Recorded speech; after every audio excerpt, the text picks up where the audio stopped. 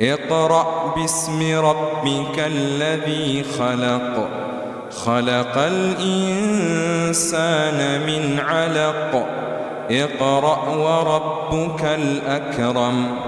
الذي علم بالقلم علم الإنسان ما لم يعلم كلا إن الإنسان ليطغى أن رآه استغنى إن إلى ربك الرجعى أرأيت الذي ينهى عبدا إذا صلى أرأيت الذي ينهى عبدا إذا صلى أرأيت إن كان على الهدى أو أمر بالتقوى أرأيت إن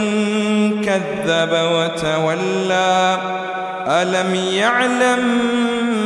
بأن الله يرى كلا لئن لم ينته لنسفعا بالناصية ناصية كاذبة خاطئة فليدع ناديه سندع الزبانية كلا لا تطعه واسجد واقترب.